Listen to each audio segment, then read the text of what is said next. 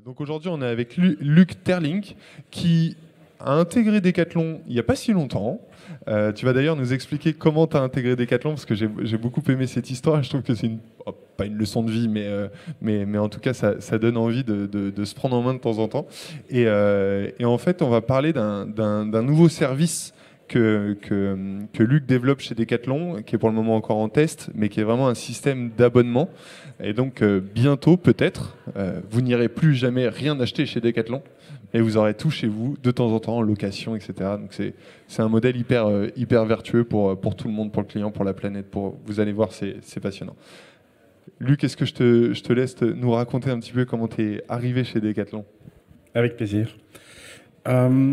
J'ai plutôt un profil entrepreneurial en fait. J'ai créé quelques boîtes. Je me suis planté d'ailleurs quelques fois. Et ma dernière boîte, toujours en activité, pour faire court, je ne vais pas vous parler de la boîte parce que c'est un concept un peu complexe.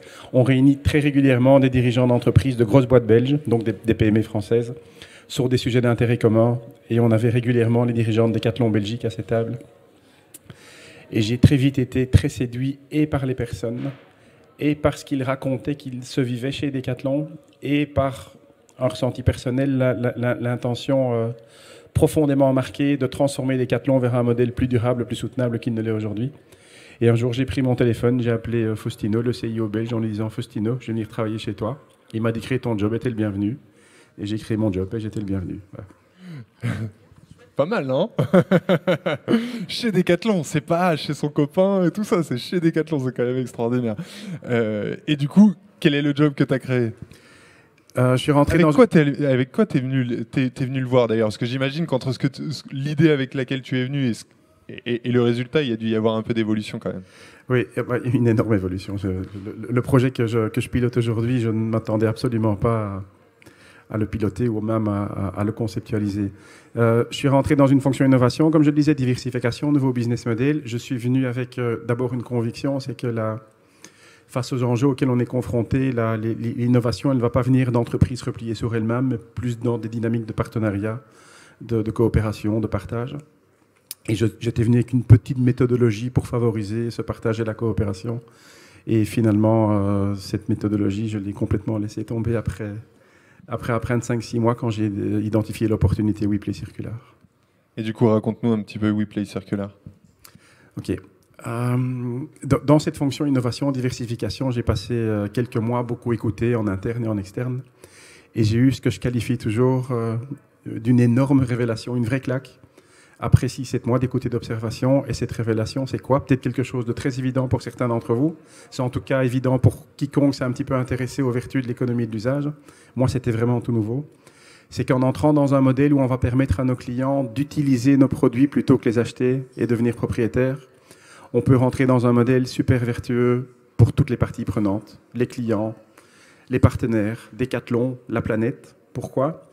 Parce que plus on va conceptualiser, fabriquer, et dans le cas du retail, mettre à disposition des produits de plus en plus durables. Et ce que moi j'entends par durable, c'est vraiment la durée de vie des produits. Plus les produits seront durables, plus on va pouvoir les mettre à disposition sur des termes de plus en plus longs. Et donc la rentabilité par produit comparée à une vente peut ou va augmenter. Et ces gains de rentabilité, on pourrait les partager avec les clients en réduisant les prix et ou en ajoutant des services, mais aussi avec la chaîne en amont, les marques, pour les encourager à produire de plus en plus durable. En fait, l'énorme claque dont je parlais tout à l'heure, pour moi, c'est que dans un modèle usage versus propriété, potentiellement, plus les produits sont de qualité, plus les prix pourraient diminuer, mais cette fois-ci en mettant une pression positive sur la chaîne en amont au niveau écologique et au niveau social. Et du coup, est-ce que la durabilité peut être synonyme d'innovation? Parce que pour le coup, les marques de sport, elles innovent tous les ans. Il y a une nouvelle collection de t-shirts, de chaussures, de planches de surf, etc., qui viennent ringardiser l'autre parce qu'on explique que c'est vachement mieux et qu'il faut la changer. Dans un modèle comme le tien, pour que les produits puissent devenir rentables, il faut qu'ils durent longtemps. Donc, est-ce que finalement, ça vient couper un peu cette chaîne d'innovation? Mais si tu me permets, Sébastien, je pourrais répondre éventuellement à ta question plus tard et répondre à ce qu'est le projet, et ça va éclairer ma réponse à ta question aux auditeurs, en fait. Je vous disais que cette équation vertueuse dont je vous parlais, c'est théoriquement implacable. Par contre, de trouver des modèles qui ont réellement démontré cette équation vertueuse théorique et qui ont impacté, c'est, me semble-t-il, beaucoup plus compliqué à ma connaissance en tout cas. Et donc ce que nous on a fait, on a décidé de se mettre en mouvement sur le projet qui avait le plus de potentiel d'impact, qui était de proposer un abonnement à nos clients qui allait leur permettre de tout utiliser. Un peu le Netflix ou le Spotify du sport. Vous payez quelques dizaines d'euros par mois et vous avez tout le catalogue Decathlon qui est ouvert, excepté le consommable évidemment, la nutrition et autres ne fait pas partie du catalogue. Et on s'est demandé à qui on allait adresser ces formules d'abonnement, à quels besoins on allait répondre. On a pensé aux familles. Pourquoi les familles ? Dans les familles, il y a des enfants. Les enfants veulent régulièrement découvrir ou pratiquer de nouveaux sports. Les enfants grandissent, donc ils doivent changer régulièrement d'équipement, parce qu'ils grandissent ou parce qu'ils évoluent techniquement dans leur sport. Et enfin, les familles pratiquent ponctuellement des activités sportives ensemble, comme le ski, la randonnée, le kayak. Et on a proposé à ces familles 3 formules d'abonnement. Un abonnement à 20 euros par mois pour un plafond de 400, un abonnement à 40 pour un plafond de 1000 et un abonnement à 80 pour un plafond de 2000. Et le plafond, c'est quoi ? C'est la valeur maximale des produits que le client peut disposer, dont le client peut disposer au même moment chez lui. J'éclaire un petit peu. Le 40 pour 1000 par exemple. Le client a pour 950 euros de matériel chez lui, vélo, raquette ou autre. Il va aller faire du kitesurf ce week-end. Le kitesurf coûte 120. 950 plus 120, il va dépasser son plafond de 1000, il ne peut pas. Il doit rapporter des produits pour prendre le kitesurf, quitte à rapporter le kitesurf à la fin du week-end. Je vais vraiment répondre à ta question et tu comprendras pourquoi j'ai fait ce détour.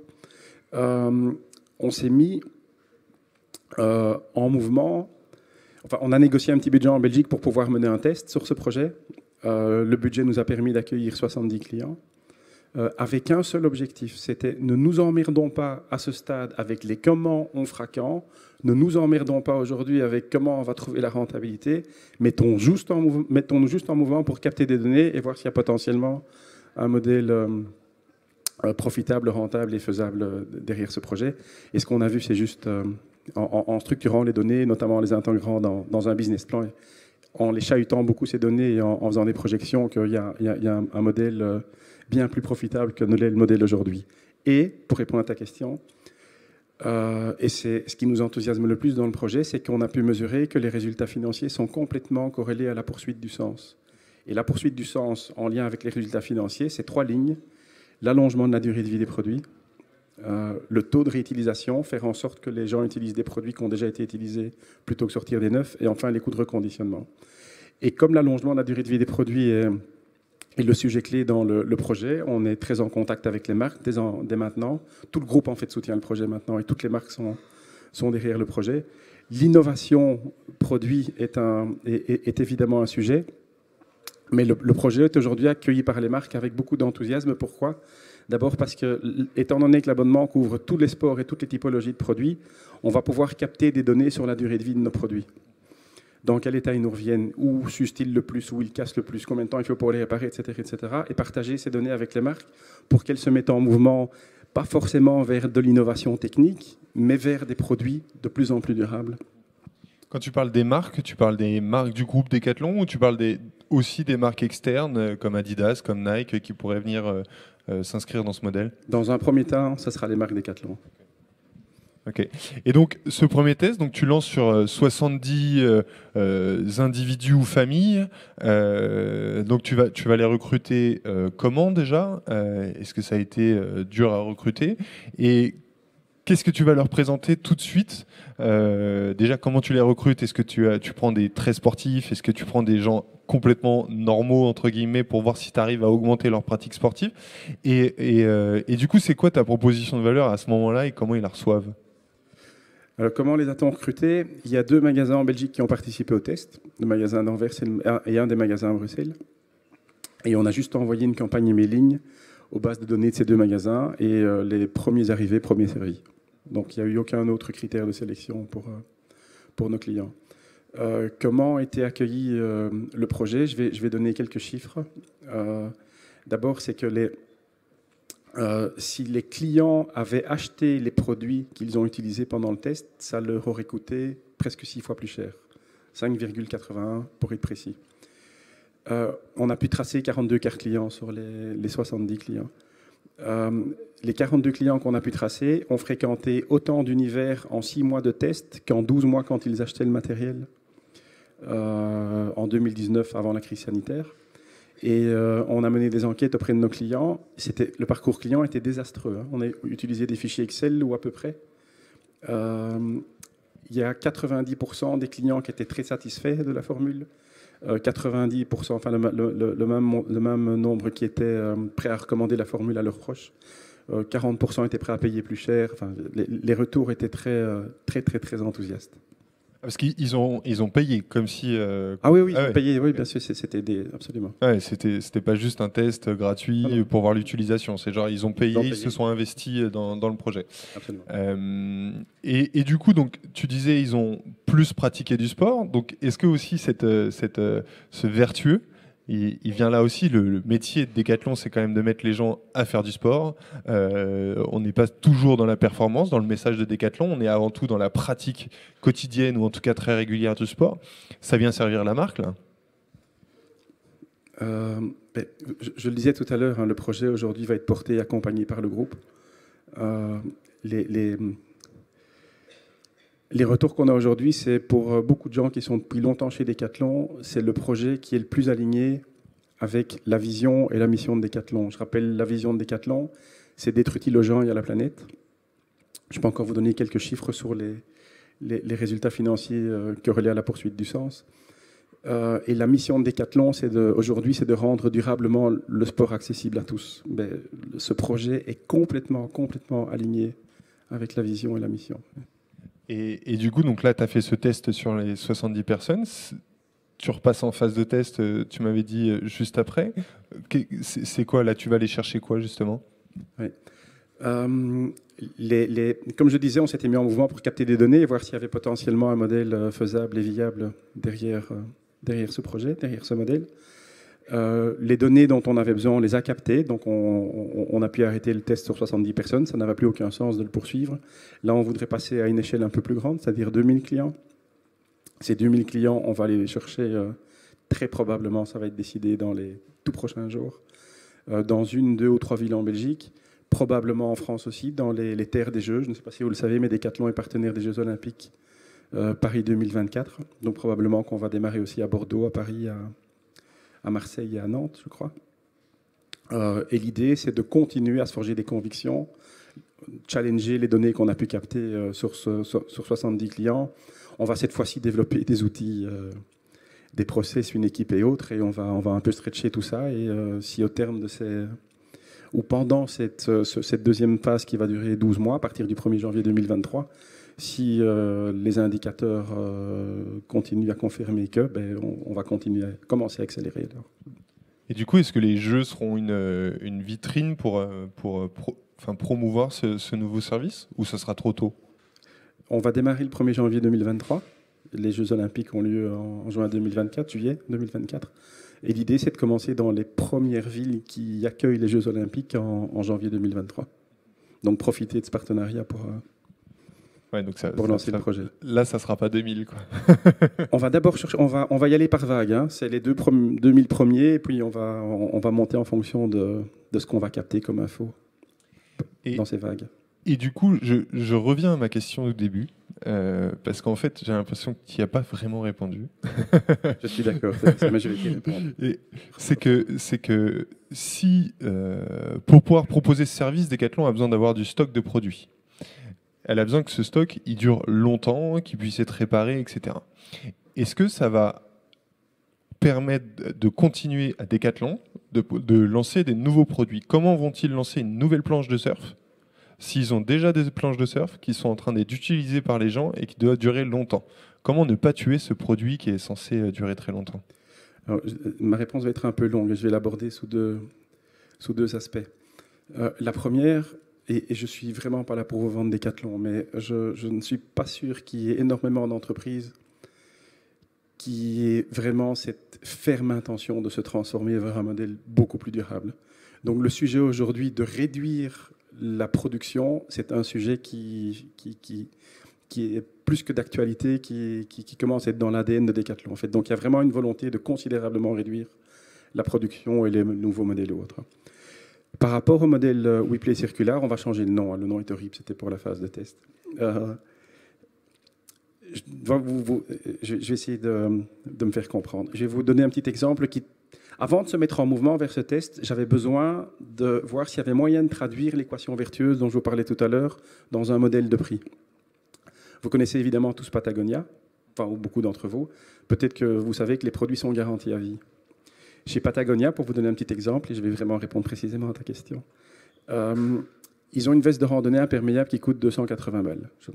On a quelque chose de très similaire chez Quechua qui coûte 90 €. Chez Patagonia, la veste est garantie à vie. Pour faciliter mon calcul, on va considérer qu'elle est garantie 10 ans. Chez Quechua, elle est garantie 2 ans. Ce qu'on pourrait faire à un moment dans un modèle comme le nôtre, c'est déprécier la valeur du produit selon une équation, par exemple, valeur du produit divisée par le nombre d'années de garantie. Et quand pourrait-on déprécier la valeur du produit ? Soit quand on a amorti le produit, soit quand un nouveau produit, plus innovant, pourrait le remplacer. J'ai donné l'exemple que j'utilisais tout à l'heure, la veste à 280 €. Il y a un nouveau modèle qui sort, avec une vraie évolution technique. Mais qu'est-ce qu'on peut faire ? C'est déprécier la valeur du produit selon une équation. Valeur du produit divisée par le nombre d'années de garantie. Si c'est 280 divisé par 10, on arrive à 28 €. La veste Quechua, 90 € divisé par 2, 45. La veste plus durable coûte moins cher que la veste moins durable. Et tu es utilisateur, tu as ton abonnement, il y a une nouvelle veste qui sort à 280 € avec une innovation technique, mais celle qu'elle a remplacée coûte 28 € ou à cette valeur-là dans le calcul, probablement que certains des clients utiliseront plutôt la veste à 28 que la veste à 280. Donc on va être dans une innovation qualitative. Parce que c'est vrai que Decathlon aussi avait cette... Enfin, moi, j'allais souvent à Decathlon quand j'étais jeune parce qu'il y avait des produits pas très chers. Mais là, du coup, ça veut dire que l'ADN va plutôt aller sur du produit peut-être plus cher en valeur faciale pour avoir une qualité plus forte et qui puisse durer beaucoup plus longtemps. Oui, et c'est une mise en mouvement de Decathlon en dehors même du projet WePlay Circular. Absolument. Ok. Et comment, justement, alors tu disais qu'en interne, c'était hyper bien vu. Ça risque malgré tout de changer pas mal de métiers, parce que le métier de vendeur, il va être complètement différent. Les espaces boutiques risquent de changer aussi pas mal. Comment tout ça est sur les 2 magasins pour le moment, mais comment tout ça est reçu par les équipes en interne ? Alors, je vais quand même vous donner quelques chiffres. On s'est mis en mouvement non pas pour trouver un modèle plus profitable pour Decathlon. On s'est mis en mouvement pour trouver un modèle plus soutenable. Mais évidemment qu'on devait démontrer un potentiel de profitabilité et de rentabilité. Avec les données qu'on a captées sur 70 clients, et j'insiste, on les a beaucoup bousculées, ces données, on est devant un modèle qui est potentiellement 9 à 13 fois plus profitable que le modèle de Decathlon aujourd'hui, qui est un modèle qui fonctionne déjà très très bien. Je ne sais pas si ce sont des chiffres qui sont juste fous, hein, complètement fous. L'idée derrière ça, je le disais, c'est pas de trouver un modèle plus soutenable, c'est qu'on pourrait, dans le cas où ce potentiel de profitabilité se confirme dans le mouvement, c'est qu'on pourrait partager ces gains de profitabilité avec les clients en réduisant les prix ou en ajoutant des services, mais aussi avec la chaîne en amont, les marques, pour les encourager à produire de plus en plus durable. Donc évidemment que quand un projet naît dans une organisation qui veut absolument se transformer vers un modèle beaucoup plus soutenable et plus durable, et que le modèle en soi le permet, et qu'en plus il y a un potentiel de profitabilité comme celui-là, et qu'en plus, ça c'est un peu de la chance, le modèle semble fédérer et enthousiasmer l'immense majorité des gens chez Decathlon. Oui, on est face à un changement de paradigme, c'est un changement à 180 degrés qui bouscule absolument tout chez Decathlon, les KPI, les process, les équipes, les mandats, l'objet social parfois. Mais le projet est suffisamment fédérateur et a suffisamment démontré. La première phase du test a démontré qu'il y avait un potentiel énorme dans le projet, mais c'est plus facile de mettre en mouvement les équipes pour faire face à ces résistances et à ces changements. Et depuis quelques jours, on a le soutien de la nouvelle CEO du groupe, en fait, qui va... De tout Decathlon du groupe Decathlon, okay. Absolument. Oui. Et quand on a justement autant de produits, est-ce que du coup vous allez vachement réduire le catalogue parce que ça sert peut-être à rien d'avoir, parce que je sais pas combien il y a de références chez Decathlon, mais c'est juste énorme. Et surtout, est-ce que vous allez continuer demain à garder des marques externes comme Nike, Adidas et toutes les autres dans le modèle s'ils ne s'inscrivent pas dans WePlay Circular? Alors, comment on aborde ce type de questions aujourd'hui? Et il y en a beaucoup d'autres. Hein. C'est évidemment que ce projet soulève tellement de questions sur le comment on fera et avec la profondeur du catalogue, avec les marques externes. C'est des questions auxquelles on ne veut pas répondre aujourd'hui, en fait. Si on se met à répondre aux questions de ce type-là, ben on va être en salle de réunion et on va absolument pas avancer. Donc, on y va étape par étape. Et quand on est confronté au problème, on essaiera de trouver des solutions. Si on se dit problème, solution, elles existent. Peut-être qu'elles coûteront trop cher, mais encore une fois, on a beaucoup challengé toutes les données qu'on a pu capter et intégrer dans un business plan. On y répondra quand on y sera confronté. Aujourd'hui, l'exemple du catalogue, oui, les 50 000 références plus ou moins de Decathlon sont ouvertes, mais ce qu'on a pu constater pendant la première phase du test, c'est qu'évidemment, les gens ne sont pas venus prendre de sous-vêtements, de textiles qui collent à la peau, pas de chaussettes. Et, voilà. Les clients vont eux-mêmes, je pense, déterminer la profondeur du catalogue sur... Parce que tu me disais que ce qui avait le plus marché, c'était les skis, les planches de surf, les rameurs, finalement les choses qu'on peut difficilement s'acheter ou qui nous encombrent vite. Et là, on avait la possibilité du coup de le prendre et de le reposer quand on voulait, c'est ça? Oui, mais pas seulement. En fait, ce qui a été le plus utilisé, ce sont ce qu'on appelle les produits d'investissement chez Decathlon, les produits au-dessus d'une valeur de 100 €, essentiellement le matériel de fitness à domicile, les vélos d'appartement ou autres, les vélos tout court, évidemment le matériel saisonnier, le ski, les kayaks, les tentes, mais aussi du textile et des chaussures.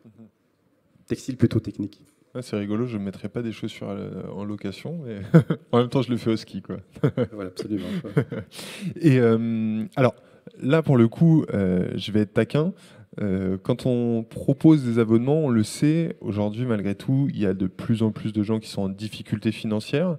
On le voit avec tous les abonnements qu'on peut avoir et qui, du coup, se mettent des sortes de crédits sur le dos. Est-ce que ça ne va pas un peu, socialement, à l'encontre de la mission de Decathlon? Parce qu'il y en a certains qui vont, entre guillemets, le rentabiliser et beaucoup d'autres qui vont l'avoir comme un fardeau. Une partie de ma réponse sera la même que la précédente. Si ça arrive, on verra ce qu'on fera. Mais dans les 70 clients qu'on a eus, on a eu des... Je vous disais qu'on a adressé la formule aux familles, mais il y a 21% de nos clients qui n'étaient pas des familles. Et dans ces 21% qui n'étaient pas des familles, il y avait des étudiants qui nous ont dit lors de l'enquête que ça leur donnait enfin accès à faire du vélo, par exemple, ce qui était plus compliqué avant de pouvoir bénéficier de cette formule. Donc, je pense qu'on rend le sport plus accessible à travers ces formules-là. Mais la question que tu poses, effectivement, pendant le test, pour info, il n'y avait pas d'engagement. Vous pouviez quitter la formule d'abonnement quand vous le souhaitiez. Probablement que pour la deuxième phase du test, on va demander un engagement de 3 mois pour éviter qu'au mois de décembre, il y ait la famille Michu qui vienne prendre des skis pour toute la famille pendant une semaine, à payer 40 € d'abonnement et ensuite disparaissent. Mais 3 mois d'engagement, je ne pense pas que ça va mettre énormément de gens en difficulté financière. 3 mois d'engagement, c'est toujours moins qu'une semaine de location de ski en station. Et tu disais justement qu'il y avait aussi dans les KPI du projet, qu'il y avait aussi une question de CO2, de limiter la pollution, et que le projet ne continuerait que si vous observiez une baisse des émissions à gaz à effet de serre significative. Ça veut dire quoi? Tu calcules ça comment? C'est quoi le modèle qu'il y a derrière? Oui, alors 2 choses. Pendant la première phase du test, on n'a pas calculé ça. En fait, il y a des calculs qui se font aujourd'hui sur le test. Pourquoi on n'a pas calculé ça pendant le test? Parce qu'on avait une toute petite équipe et un tout petit budget. Et qu'il nous semblait intuitivement que si l'allongement de la durée de vie des produits, favoriser le taux de réutilisation et si favoriser les filières de reconditionnement sont les éléments clés du projet, ça devrait en principe avoir un impact positif sur la baisse des émissions CO2. Pour la deuxième phase du test, ça devient un KPI go-no-go. Donc il y a une experte maintenant du groupe qui va accompagner le projet sur le calcul des émissions CO2 du projet ou de la différence avec le modèle linéaire. Si au terme de cette deuxième phase du test, on ne voit pas une baisse significative des émissions CO2, on va arrêter le projet. C'est vraiment le drive dans ce projet, c'est l'impact écologique. À ta question, comment le calculer, je n'ai pas moi la méthode. Ce que je peux te dire, c'est que c'est très très compliqué de mesurer l'impact CO2 d'un modèle, d'une organisation ou autre. Il y a une équipe maintenant qui est dédiée à ça chez Decathlon. Je pense que jamais vous allez entendre Decathlon faire du greenwashing. C'est vraiment pas dans l'ADN. Donc l'équipe qui a été dédiée à ça, c'est pour essayer de calculer le plus précisément possible quel est réellement l'impact. Mais ce sont des calculs très très complexes. L'avantage, c'est que Decathlon, c'est quand même l'une des marques préférées des Français. Je me demande si c'est pas d'ailleurs, elle doit faire partie du top 5 des marques préférées des Français. Donc, je pense qu'il n'y a pas de question de greenwashing ou quoi. Je crois pas que les gens pensent à ça quand ils pensent à Decathlon.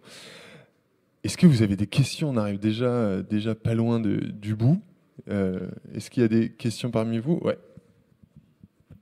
Bon, moi, j'en ai plein, mais apparemment... Il ne faut pas trop poser de questions. Vous pouvez poser toutes les questions que vous voulez, je ne suis pas sûr que je pourrais y répondre. Non, mais j'imagine bien toutes les questions qu'on peut se poser par rapport à ce projet. Moi, j'ai juste une question. Pourquoi le modèle d'abonnement versus un modèle de location, tout ça? Mais c'est les trois. En fait, c'est la location court terme. On est en train d'accélérer, mais considérablement sur ce sujet. Et probablement même qu'il y a une plateforme en développement qui va pouvoir accueillir des acteurs locaux qui louent du matériel, par exemple des petits magasins qui louent des planches de surf à Biarritz. La location par abonnement sur des verticales. En France et maintenant dans tous les magasins, je pense qu'on propose la location d'abonnement, la location vélo enfant par abonnement et l'abonnement WePlay circulaire qui changera de nom sur tous les produits. Et une deuxième question, si je peux. Est-ce que quand on a testé les produits en abonnement, est-ce qu'il y a un moyen d'acheter derrière, par exemple, les chaussures de ski, c'est un bon exemple.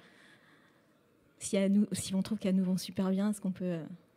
Alors, deux choses. On n'a pas encore tranché précisément sur ce point. Pourquoi? Ça va un peu à l'encontre. Non, ça ne va pas un peu à l'encontre, vous allez comprendre. Ça va un peu à l'encontre, en tout cas, ça va à l'encontre de ce qu'on doit faire sur le court terme. Mais on doit aussi être attentif aux attentes du client. Je le disais, la clé dans ce projet, c'est l'allongement de la durée de vie des produits.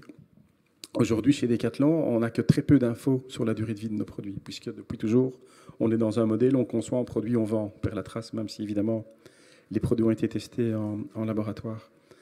Donc l'idée, c'est de garder ces produits pour pouvoir capter des données sur la durée de vie de nos produits aujourd'hui et partager ces données avec les marques pour qu'elles puissent se mettre en mouvement. Si on vend tous nos produits d'occasion à un moment dans le cycle, on ne va pas aller au bout du...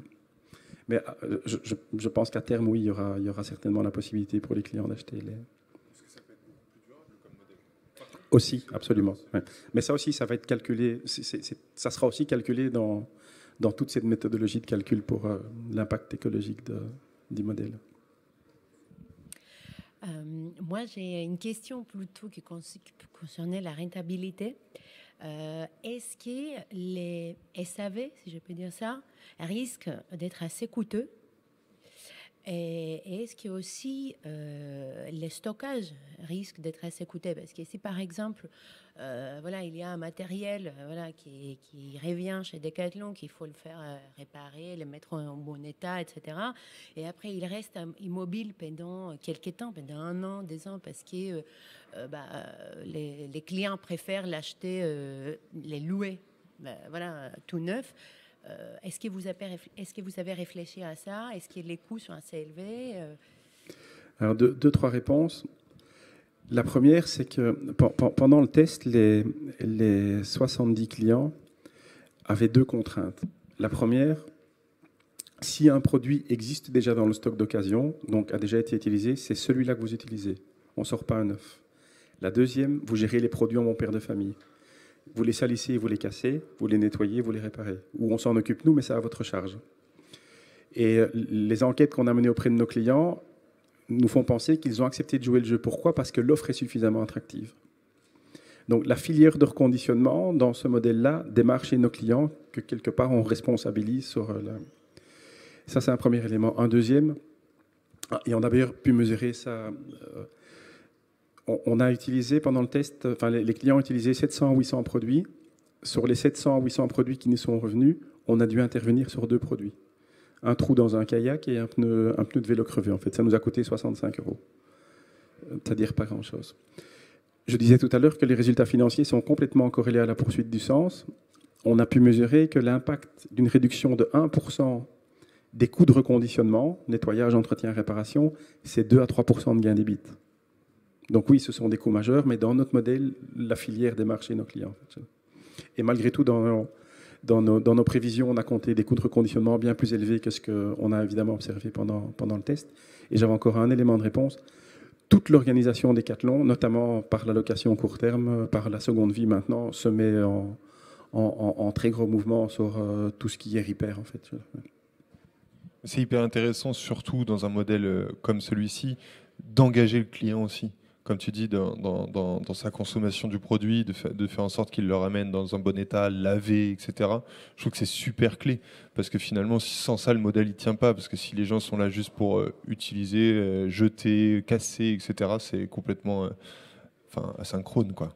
Absolument, et on va accompagner le client, évidemment, sur ces sujets. Des tutoriels, comment laver votre sac de couchage, comment... Est-ce qu'il y a d'autres questions ? J'imagine que vous avez dû mettre en place aussi des nouveaux process pour la traçabilité des produits. Enfin, je parle notamment de systèmes d'information qui doivent être bousculés aussi. Ils ne le sont pas encore, mais ils vont l'être là, oui. Ça, c'est un des sujets clés, la traçabilité des produits. Ils vont être sur la blockchain. Ah ouais. Parce que ça paraît très plus évident. Merci beaucoup, Luc. C'était super intéressant. On souhaite évidemment beaucoup de succès à la future marque WePlay Circular, parce que c'est vrai que c'est pas terrible. Quand tu m'as dit que c'était ce nom-là, j'ai rien dit. Je savais pas jusqu'à aujourd'hui que c'était pas la vraie marque, mais je te souhaite de trouver un meilleur nom. Mais en tout cas, l'intention est géniale et je pense que j'en serai un des premiers clients. Merci beaucoup. Merci beaucoup. Merci à toi, Sébastien. Merci.